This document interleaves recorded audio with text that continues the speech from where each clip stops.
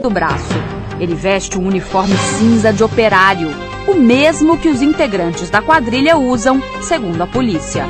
00:27, surge em cena um segundo homem. Calça jeans, camiseta preta e boné. Os dois conversam por 8 minutos. O que está sem uniforme, então, se afasta. 2:41. Um homem de terno e gravata em plena madrugada na Avenida Paulista. Ele olha desconfiado em direção à câmera. 9 minutos depois, repete a cena. 7:18 da manhã. 2 policiais patrulham a pé o calçadão da Paulista.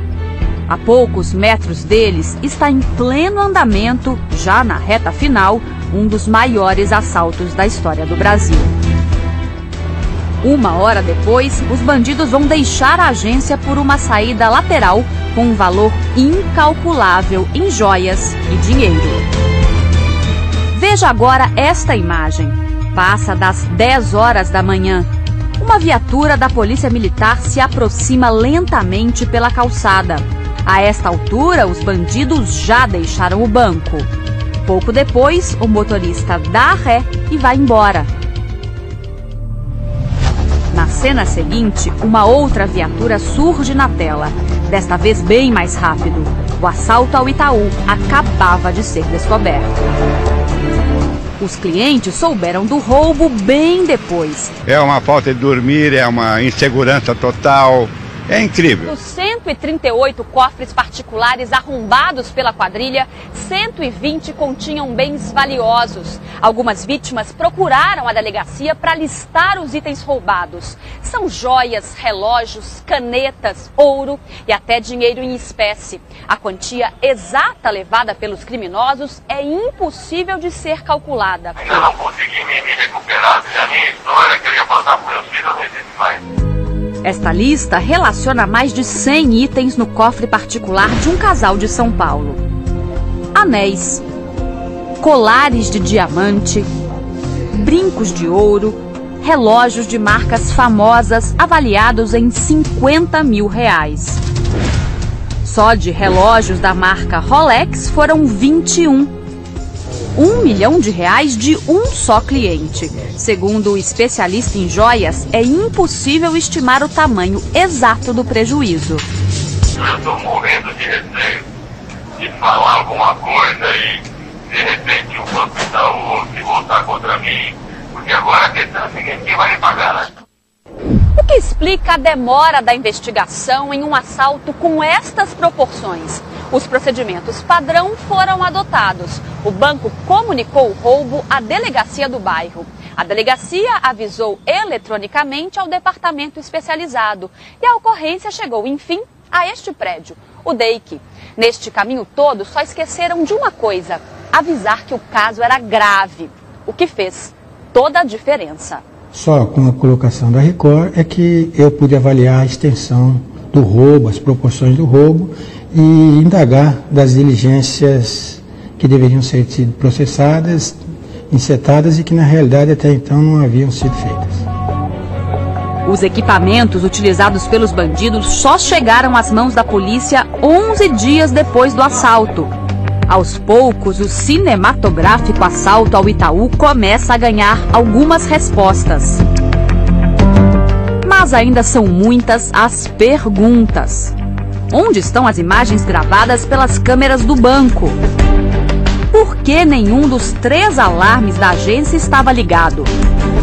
A quem interessava adiar o início das investigações?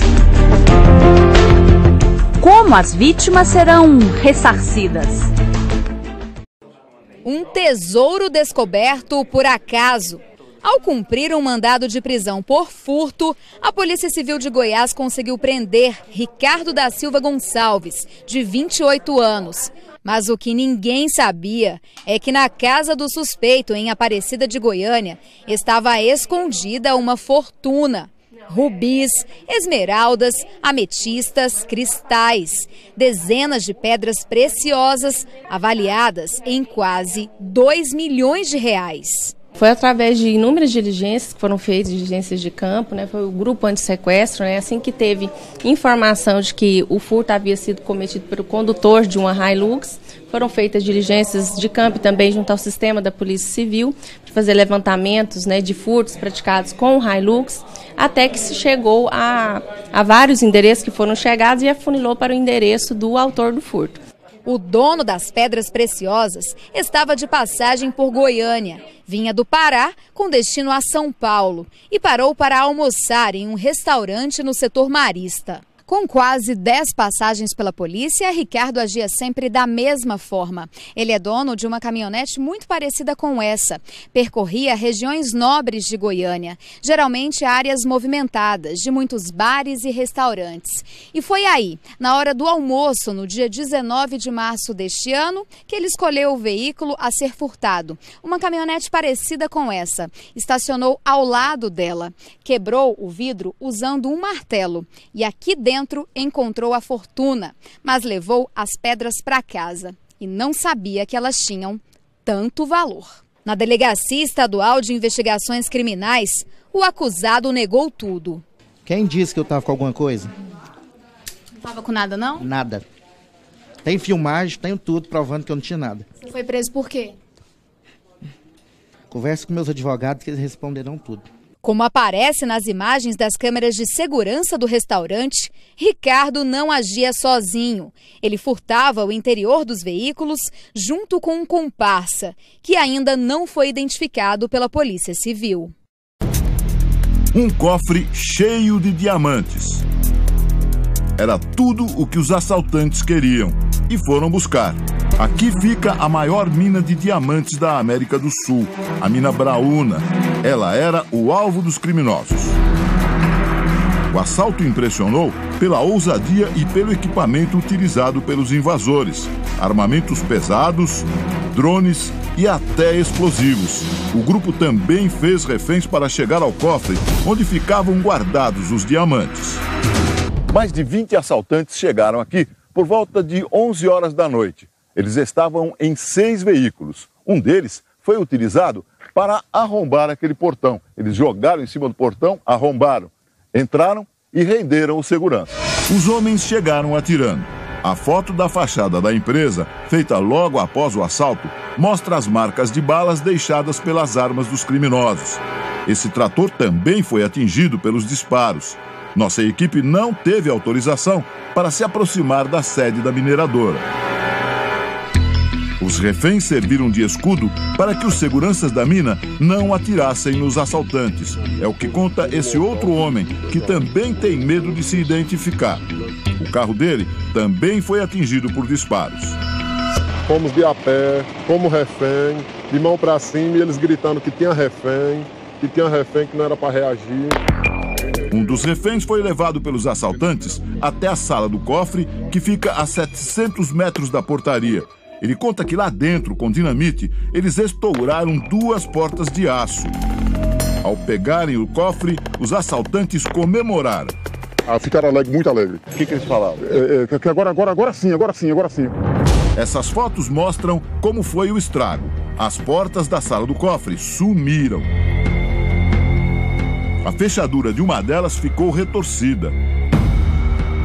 O refém conta ainda que os criminosos usavam máscaras, roupas pretas, tinham fuzis e também uma arma .50, modelo geralmente utilizado em guerras. Na saída, os assaltantes levaram 4 funcionários da mineradora. Eles foram soltos nessa estrada pouco depois. A mina Braúna é protegida apenas por telas de arame. A gente vê que é uma área muito grande, é uma área rural. Então isso com certeza também ajudou os ladrões no sentido de invadir rapidamente o local. Aqui a cada 7 dias desce um helicóptero para recolher a produção. Mas na semana do assalto, isso não teria acontecido. Ou seja, tudo indica que tinha bastante diamante no cofre. O assalto de domingo durou quase 2 horas. O valor do roubo não foi divulgado pela Lipari.